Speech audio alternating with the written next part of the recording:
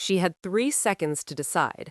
Let the Mafia boss marry the woman who planned to murder him, or kiss him in front of 200 armed criminals and destroy everything. Her hand was already shaking when she stepped forward. Security reached for their weapons. The fiancé's champagne glass froze halfway to her lips, and Jordan Ellis did the one thing a server should never do. She pressed her mouth against Sebastian Romano's, the most dangerous man in the city. The ballroom exploded. Sharp intakes of breath cut through the air like blades. Conversations severed mid-word. A crystal flute slipped from someone's grip and shattered across the polished marble, the sound impossibly loud in the sudden silence. Men who'd committed murder without blinking shifted instinctively, hands drifting toward concealed holsters beneath expensive suits. Sebastian Romano didn't flinch.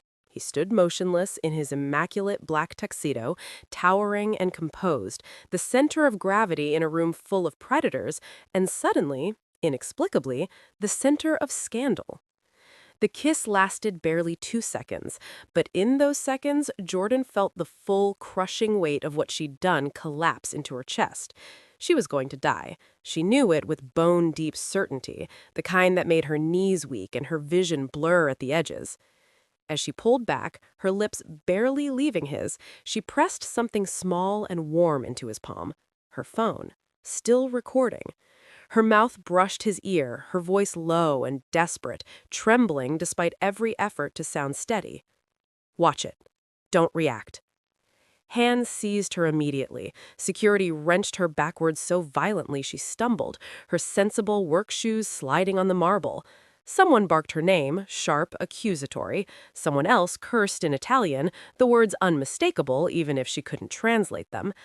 Chairs scraped as men surged to their feet, eyes narrowed, bodies coiled, ready. "What is the meaning of this?" The fiancé's voice shattered across the room, humiliation and rage twisting her beautiful features into something ugly. "Get her away from him!" Jordan didn't struggle. Her heart hammered so hard she thought her ribs might crack, but she kept her eyes locked on Sebastian's face. She needed to see something, anything, that told her she hadn't just thrown her life away for nothing. For one terrible moment, his expression was unreadable, cold, remote. Then his fingers closed slowly around the phone in his palm. It was a subtle movement, almost invisible to anyone not watching him with the intensity of someone drowning, but it changed everything. "Enough."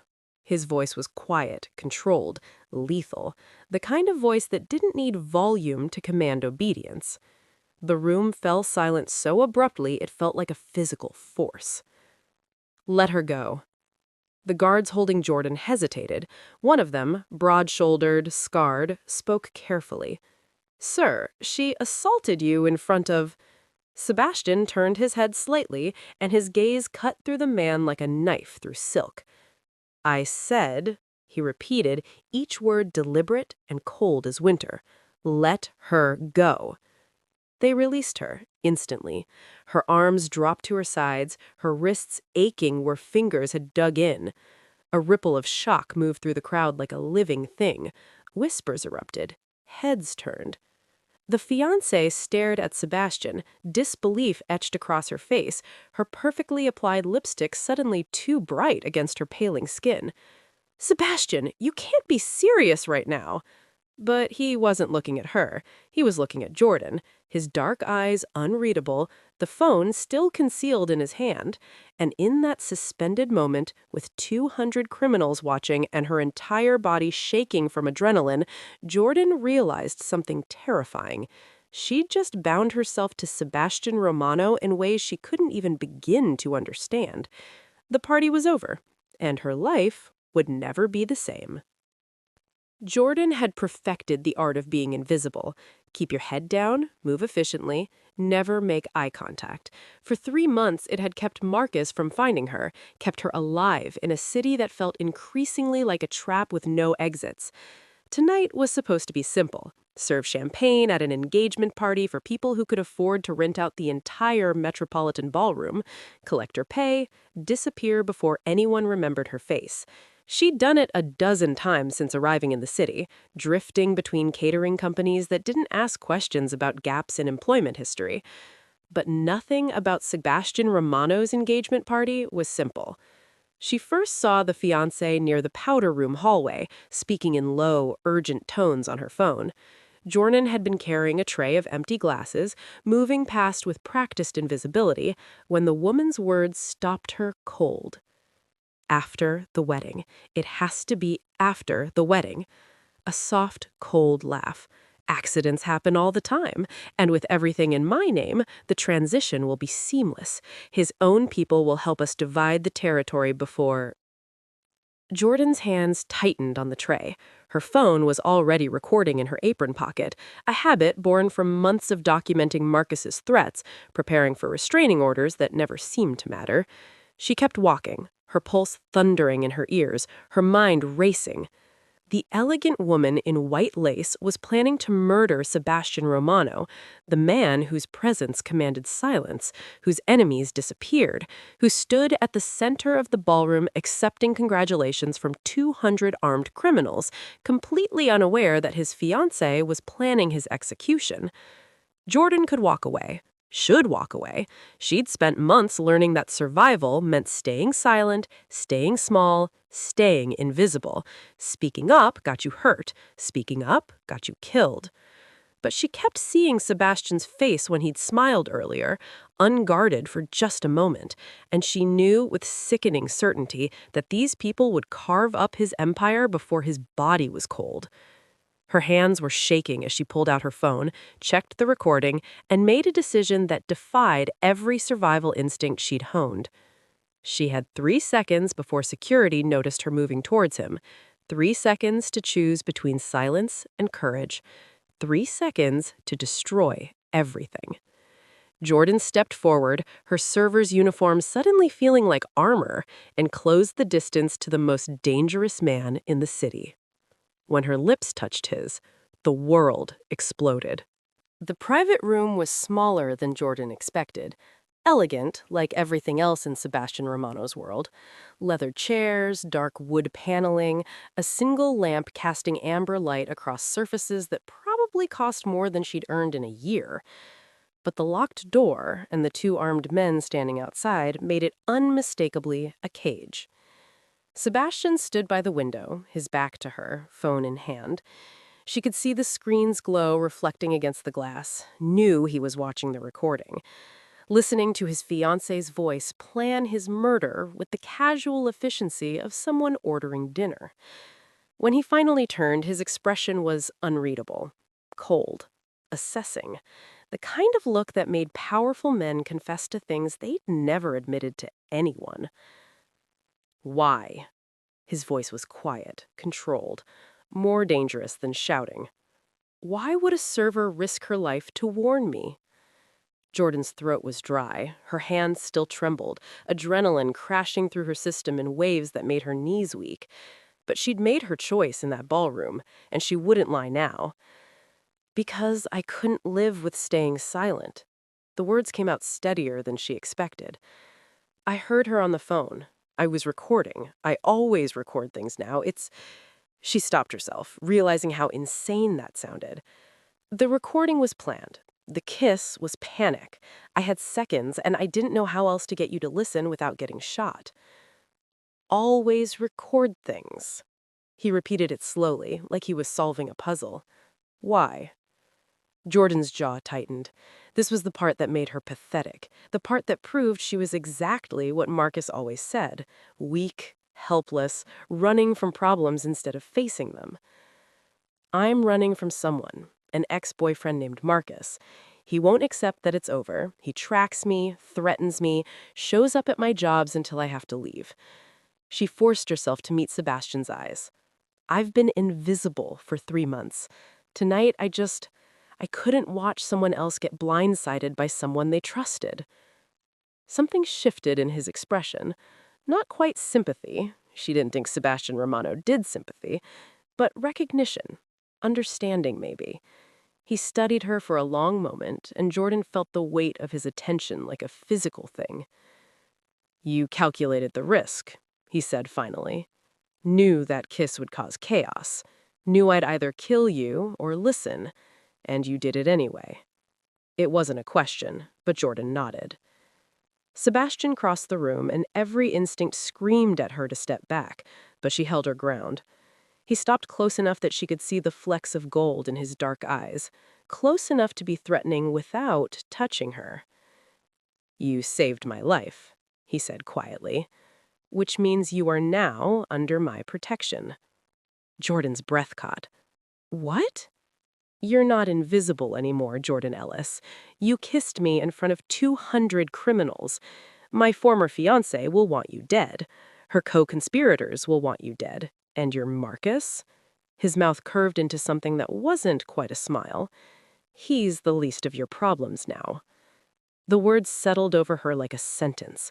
He was right. She'd traded one form of danger for another, thrown away the invisibility that had kept her alive for months. And now she was bound to the most dangerous man in the city, whether she wanted to be or not.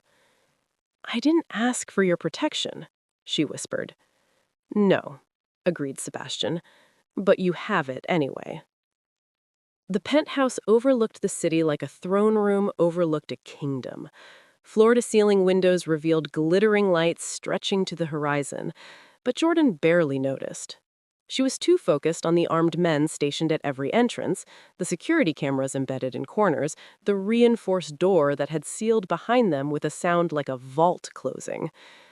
Sebastian poured himself scotch, but didn't offer her any. He stood by the window, silhouetted against the cityscape, and when he spoke, his voice carried the weight of someone delivering a diagnosis. "My former fiancé wasn't working alone. The recording proves she'd promised pieces of my territory to at least 3 rival families. Now that the plot is exposed, they'll scramble to protect themselves, which means they'll look for leverage against me. And you, Jordan, are now very visible leverage." The words settled into her bones like ice. She'd known this, logically, but hearing it stated so plainly made it real in a way that terrified her. "I can give you a new identity. Money, documents, a life in another city where no one knows your name. You could disappear. Properly, this time." Jordan's immediate instinct was to say yes. That's what she did. Run, hide, disappear. It had been her strategy for 3 months, her survival mechanism for longer than that. But as she opened her mouth to agree, something stopped her. Running hadn't protected her. Marcus had found her in 3 cities. She'd changed her name twice, her appearance once, and still he'd tracked her down. Still, he'd sent flowers and threats and promises that she belonged to him. Invisibility hadn't protected her. It just made her smaller. "No." The word came out stronger than she expected. "Running hasn't worked. I'm tired of being afraid in new cities with new names. I'm tired of looking over my shoulder and waiting for him to find me again." Sebastian's expression shifted. Surprise, maybe. Or approval. "Then you need a different kind of protection. The kind that makes you too dangerous to touch." He moved to the desk and pulled out a document, pages already prepared like he anticipated this conversation. "A contractual marriage. Public, binding, immediate. You become my wife in every legal and visible way. My enemies won't touch you because killing you would mean declaring war on me directly. Your stalker won't touch you because you'll be under 24-hour protection." Jordan stared at the papers. "You're asking me to marry you?" "I'm asking you to make a strategic arrangement." His tone was clinical, businesslike. "The terms are clear. I provide protection, security, resources. You live in my residences, appear at my side when necessary. No intimacy without explicit consent. And when the threat passes, when my enemies are handled and your stalker is dealt with, you're free to leave. The marriage dissolves. You get a settlement and the freedom to build whatever life you want." It sounded insane, trading one form of control for another, binding herself legally to a man she'd met hours ago, a man whose world was built on violence and power. But as she looked at the contract, Jordan realized something. This was the first time anyone had offered her safety with clear terms. No manipulation disguised as love, no promises that twisted into chains. Just a transaction she could understand. She was exhausted, bone deep, soul tired from months of running and years before that of trying to make herself small enough that Marcus wouldn't hurt her. This was her best chance at actual safety, maybe her only chance. Where do I sign? Sebastian handed her a pen, and Jordan Ellis wrote her name on the line that would make her Mrs. Romano. The ink dried quickly. The contract was witnessed by his lawyer, who'd appeared from another room like he'd been waiting. And just like that, she became his wife in name, his shield in practice. As she set down the pen, Sebastian met her eyes. You made the right choice. Jordan wasn't sure she believed him, but she'd made a choice, and that alone felt like power. Jordan learned quickly that Sebastian's world operated on a currency she'd never understood, controlled violence wrapped in expensive suits and polite conversation. In the weeks since she'd signed the contract, she'd watched meetings where men spoke in careful euphemisms about handling problems and ensuring loyalty, their words bloodless, even as the implications dripped red. She appeared at his side as required, dinners with associates, a gallery opening, a private auction where the art was legitimate but half the attendees weren't. People watched her with calculating eyes, trying to determine what she meant, what weakness she represented. Jordan had spent months trying to be invisible. Now she was hyper-visible, and the scrutiny made her skin crawl. The meeting happened on a Thursday. Sebastian's advisors gathered in the dining room that doubled as a war room, discussing territory disputes and supply chain issues with the same tone others might use for quarterly earnings. Jordan sat beside Sebastian, present but silent, learning the rhythms of his world. We should reconsider the Brooklyn arrangement, one man said. Greco, silver-haired and sharp-eyed, especially given recent distractions. His gaze flicked to Jordan, dismissive and brief. We can't afford sentimentality. The temperature in the room dropped. Jordan felt it like a physical change, the way everyone suddenly went still. Sebastian didn't raise his voice. He simply reached across the space between them and took Jordan's hand, his fingers warm and deliberate against hers. The gesture was small, intimate, possessive. She's chosen, he said quietly, his eyes locked on Greco, which makes her non-negotiable. Are we clear? Greco paled. Of course. My apologies, Mrs. Romano. The meeting continued, but everything had shifted. People who'd looked through Jordan now met her eyes. Conversations adjusted to include her presence. She'd become real to them in a way she hadn't been before, transformed from potential weakness to acknowledged power. But as the night wore on and Jordan lay in the guest room Sebastian had assigned her, luxurious, separate, respecting the boundaries they'd established, she couldn't sleep. The weight of becoming a symbol sat heavy in her chest. She wasn't a person to these people. She was a statement, a declaration, a piece moved on Sebastian's board. She found him in the living room near midnight, standing by the window like he had the first night. The city sprawled below, indifferent to the violence and power games played in its shadows. Can't sleep either? His voice was low, tired in a way she'd never heard before. Jordan moved to stand beside him, maintaining careful distance. I keep thinking about how they look at me now, like I matter because you said I do. That's how power works. It's not inherent, it's declared and enforced. Is that lonely? The question escaped before she could stop it. Always having to enforce what you are? He turned to look at her then, really look at her, and something in his expression cracked. Yes, constantly. They stood in silence for a moment, two people who'd built walls for different reasons. His to survive in a world of wolves, hers to escape one specific wolf who wouldn't let go. I've been running for so long, I forgot what it felt like to stand still. Even now, waiting for Marcus to find me again, I keep expecting to have to disappear, but I can't anymore. I'm too visible. He won't reach you. Sebastian's voice carried absolute certainty, but when Jordan looked at his eyes, she saw something cold and calculating that had nothing to do with reassurance. This wasn't just about her safety anymore. Marcus had made this personal by threatening what Sebastian had claimed as his. What protects you? Jordan asked. Who do you trust? The question seemed to surprise him. He was quiet for a long moment before answering. I don't. Trust gets you killed in my world. But you trusted me, Jordan said. When I gave you that phone, you could have assumed it was a setup, but you watched it. Sebastian's mouth curved slightly, not quite a smile. Maybe that makes me reckless. Or maybe, Jordan said softly, it makes you human. Something passed between them in that moment, recognition, understanding, the fragile beginning of something that couldn't exist in their contractual arrangement, but was forming anyway. Two lonely people standing in the dark, admitting truths they'd never said aloud. When Jordan finally went back to bed an hour later, she slept better than she had in months. The flowers arrived on a Tuesday, white lilies, Jordan's least favorite, though Marcus had always pretended they were romantic. The card was unsigned, but she knew his handwriting like she knew the shape of her own fear.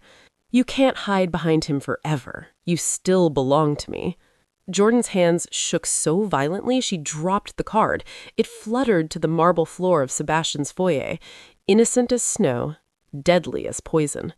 The security team immediately went into lockdown protocol, checking cameras, tracing delivery routes, locking down the building. But Jordan barely heard their efficient movement. She was back in her old apartment, Marcus's hand around her throat, his voice soft and reasonable as he explained why he'd made her angry, why this was her fault, why she'd never escape him. Sebastian found her in the sitting room 20 minutes later, still shaking, arms wrapped around herself like she could physically hold the pieces together. He didn't ask what happened. He'd already been briefed. Instead, he sat beside her, close but not touching, giving her space to breathe, and said quietly, "He won't touch you." "You don't know, Marcus." Her voice came out broken. "He's patient. He'll wait. He'll find a way." "He won't." Sebastian's tone carried absolute certainty, but when Jordan looked at his eyes, she saw something cold and calculating that had nothing to do with reassurance. This wasn't just about her safety anymore. Marcus had made this personal by threatening what Sebastian had claimed as his. The attack came 3 days later. One of Sebastian's men, Carlo, who'd driven Jordan to a doctor's appointment, was found in an alley with a message carved into his skin, "Next time, it's her." Carlos survived, but barely, and Jordan watched Sebastian transform into something she'd only glimpsed before. He became ice and calculation, deadly focus beneath controlled fury. Meetings happened behind closed doors, men came and went with grim faces, the entire organization mobilized like a military unit preparing for war. "This is because of me," Jordan said when Sebastian emerged from his study near midnight. "He's hurting your people because—" "This is because of him, because he's a coward who thinks you owns you. He doesn't, and he's about to learn what it costs to threaten what's mine." The possessiveness in his voice should have frightened her. Instead, it made something in her chest tighten with an emotion she didn't want to name. Sebastian crossed the room slowly, stopping close enough she could see the exhaustion etched in his features, the weight of command he carried like armor. "We need to stop pretending this marriage is just strategy." Jordan's breath caught. "Sebastian." "I won't touch you until you tell me to," his voice rough with honesty, "but I won't lie about what I feel anymore. This stopped being about protection somewhere along the way, and we both know it." The words hung between them, raw and terrifying and true. Jordan opened her mouth to respond, to say something about timing and danger, and how feelings complicated everything they'd carefully structured. Sebastian's phone rang. The sharp sound shattered the moment like glass. He answered immediately, his expression shifting from vulnerable to lethal in seconds. "When?" A pause. "Lock it down. I'm on my way." He ended the call and looked at Jordan, something apologetic and frustrating crossing his features. "Marcus just made contact with one of my suppliers. He's escalating." Jordan watched him leave, her heart pounding, his confession still echoing in her ears. The truth was out now, hanging in the air between them like smoke after fire.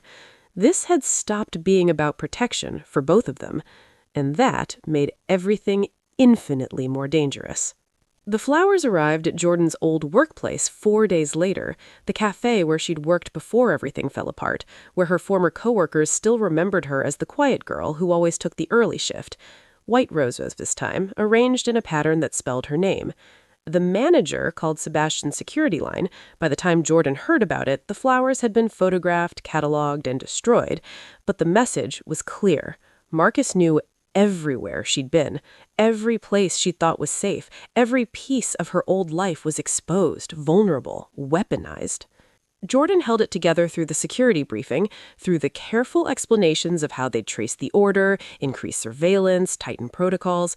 She nodded at the right moments, spoke calmly about additional precautions, but when the door finally closed and she was alone in Sebastian's study, something inside her cracked.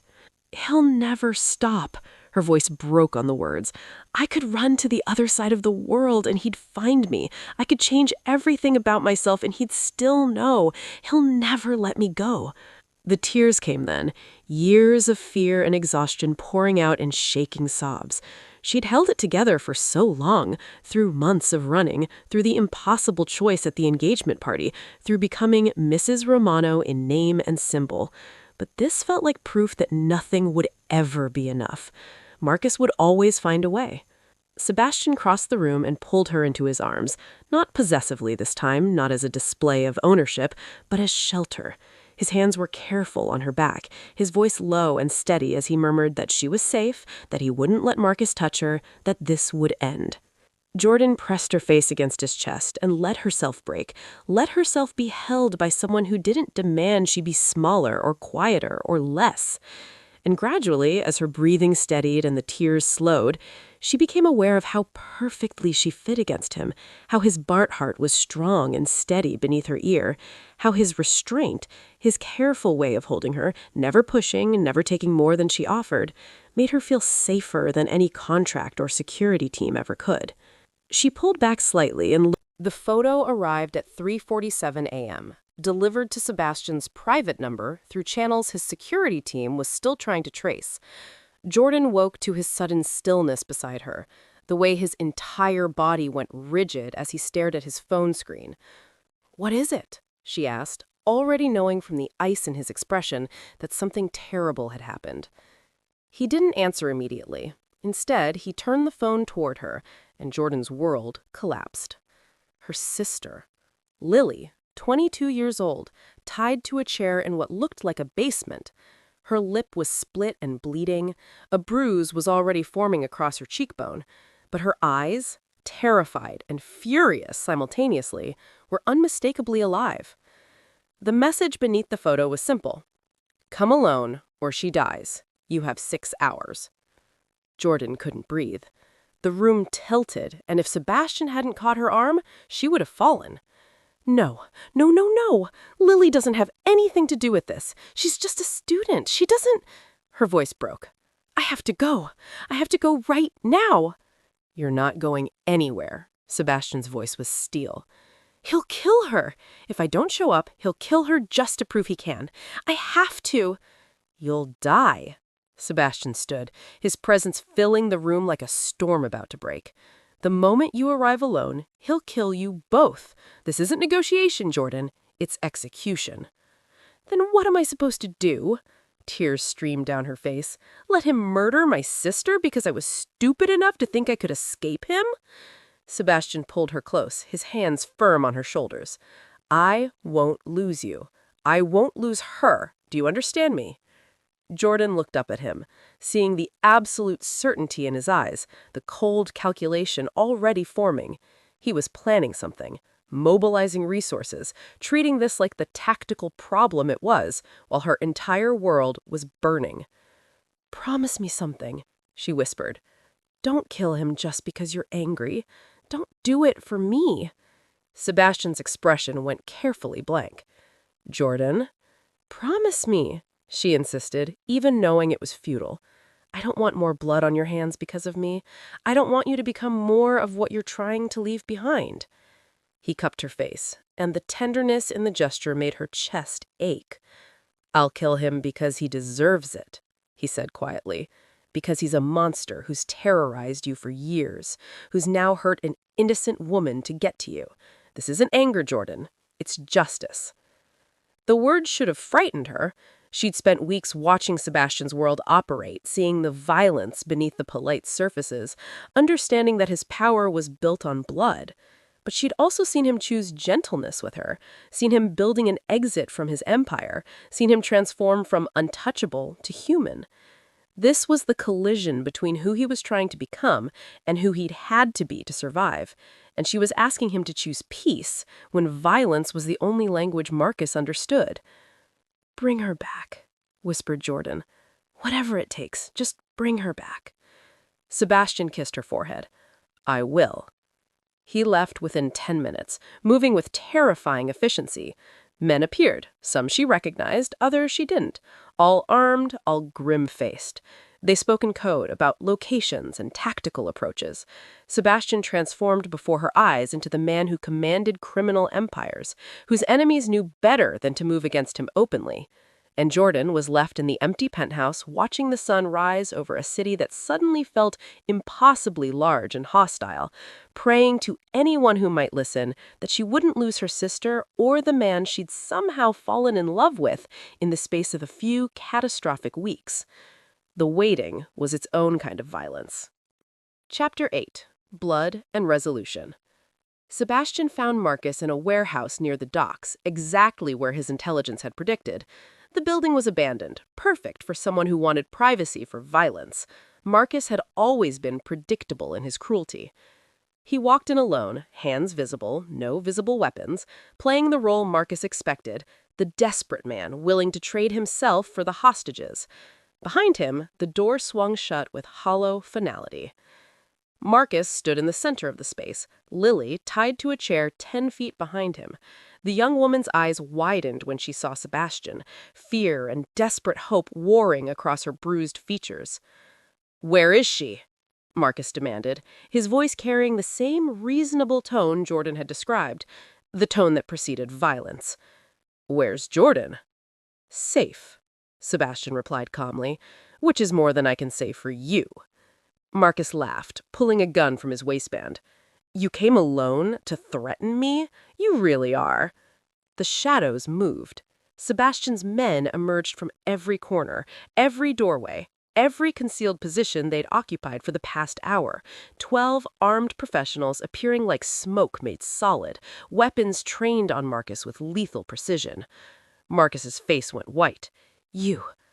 Did you think," Sebastian said quietly, "that I'd gamble with her sister's life? That I'd trust you'd honor any deal?" He stepped closer, and his voice dropped to something cold and absolute. "You've terrorized Jordan for years. You've made her afraid to exist. You hurt an innocent woman to draw her out, and you thought I'd let you walk away?" The confrontation was swift.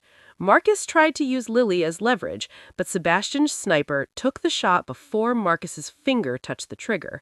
The sound was deafening in the enclosed space.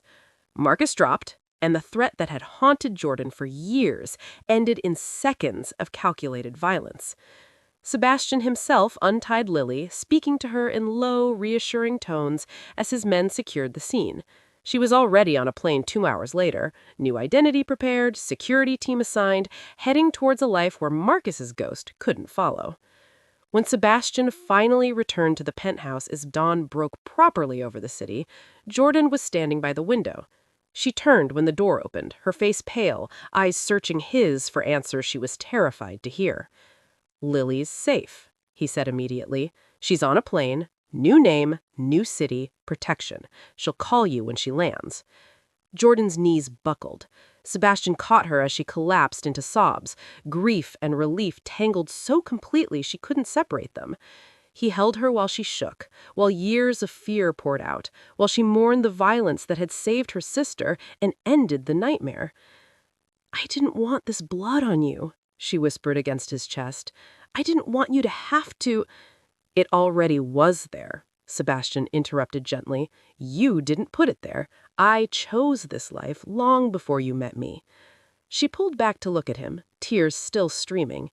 "And I'm asking you to choose differently now. I want to end this life." She saw him tense and rushed to clarify. "Not us, not this, but the violence, the empire, all of it. I can't watch you navigate this world forever, wondering when someone will—" "I know." His voice was rough. "I was already planning to leave." Jordan stared. What? Sebastian reached into his jacket and pulled out their contract, that document that had bound them legally, strategically, carefully. He held it for a moment, then tore it cleanly down the middle. I don't need a contract anymore. I don't need terms and conditions and exit clauses. I need a choice. Your choice. To stay not because you're obligated, but because you want to. Jordan looked at the torn paper, at the man holding it, at the future suddenly spreading open before them like uncharted territory. Would you really walk away? From all of it? For you? Sebastian cupped her face. I'd burn it all down. She kissed him then, tasting salt and promise, and the terrifying beauty of choosing love over safety, vulnerability over control. Yes, she whispered. I choose yes. Chapter 10. Choosing Love. The dismantling of an empire took longer than Jordan expected. Sebastian approached it with the same calculated precision he'd once used to build it, selling legitimate businesses to buyers who'd been vetted 3 times over, redistributing territories to lieutenants who'd earned the transition, erasing digital trails and paper records with methodical thoroughness. Jordan watched the transformation happen in stages. Fewer late-night meetings, fewer armed men in their home, fewer phone calls that made his expression go cold and distant. He was deliberately cutting ties, burning bridges, walking away from power that most men would kill to keep. She was afraid to hope too much, afraid that something would pull him back, that the violence would find a way to reclaim him, that the world he was leaving wouldn't actually let him go. She'd learned not to trust good things. They had a way of dissolving when you looked too closely. But slowly, week by week, Sebastian became lighter. The weight he had carried since she first met him, that constant readiness for threat, that armor he wore even in sleep, began to lift. She'd catch him smiling at nothing. He started sleeping past dawn. He talked about future tense things like next year and eventually, instead of living in the perpetual present of survival. 5 months after Marcus died, Sebastian came home early.